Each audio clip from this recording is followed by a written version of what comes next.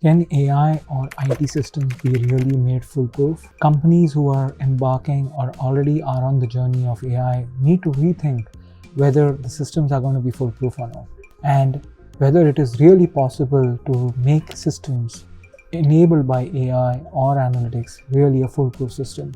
And is there really a path of making it foolproof? Maybe yes or a no. And today I'm here to share a very interesting story I experienced when I was on the way to the airport. So wait on, and I'll share a very interesting perspective which I learned from a cab driver about AI and about technology and whether the systems can be foolproof or not.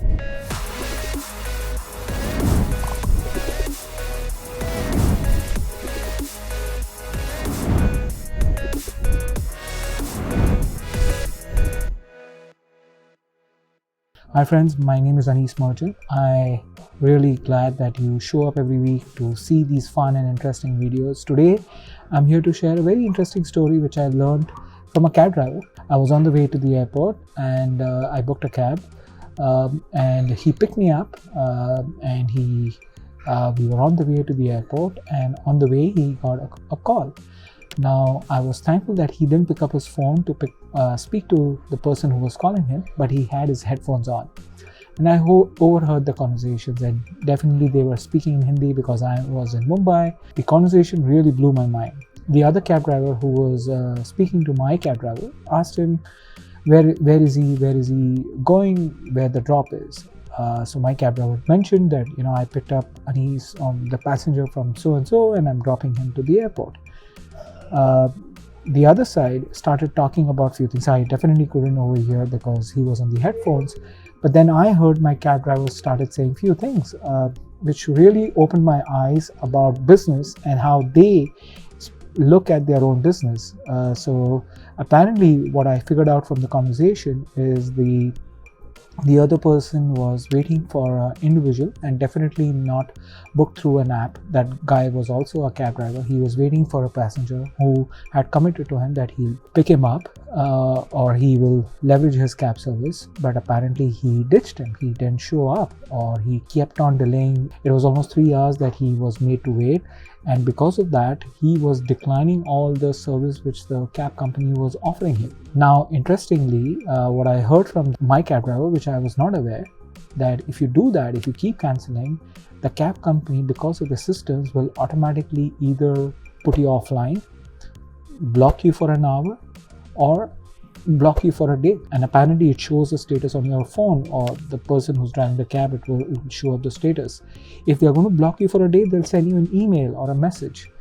Now, definitely the other person, the other cab driver, was very upset that he couldn't even pick up the passenger who had committed to him, and he's also not getting any service because he had to cancel all the service because he had a commitment from the other person. Now, what my cab driver mentioned to him, it was profound. He said, do one thing, start your car, go ahead about 100-200 meters, go offline first, start your car, go about 100-200 meters and try to come back online, and it should work. And he explained this entire process, which I explained to you, that the company will either temporarily put you offline, block you for an hour, block you for a day, in a very interesting way. And he mentioned that you don't have to do that because the cab company will keep blocking you, and they've got smarter and they don't want the cab drivers to keep cancelling the service. He also mentioned that he needs to call up the other person who ditched him, that hey, we are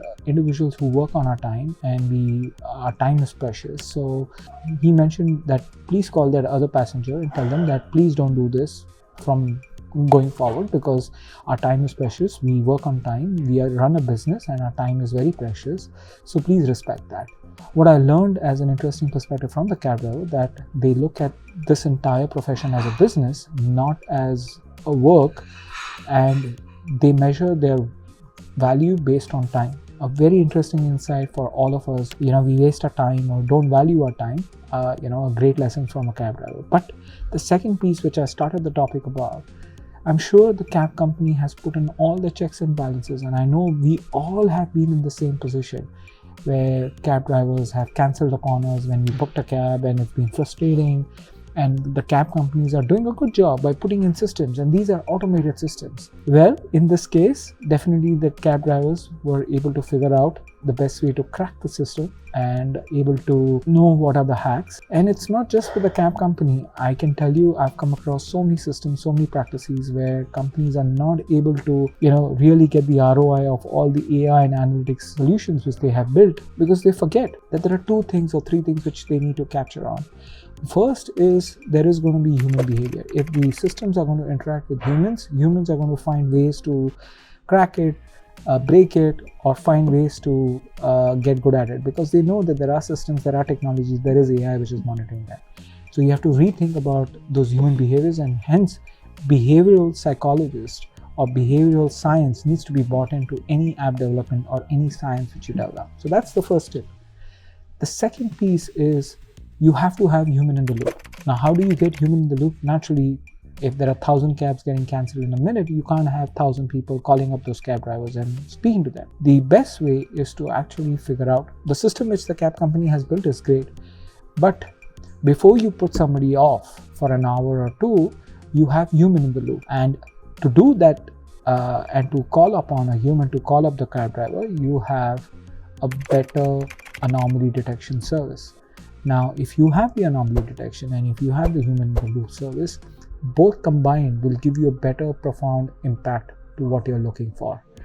So those are my 3 tips. Yes, you have to keep improving, you have to keep enhancing your AI and analytics service. But if you really want to get good at of what the outcomes you want to achieve out of the analytic solutions which you want to drive, then follow these tips and hopefully you'll be able to build a better foolproof systems, which is still a pipe dream if you do not include these 3 tips.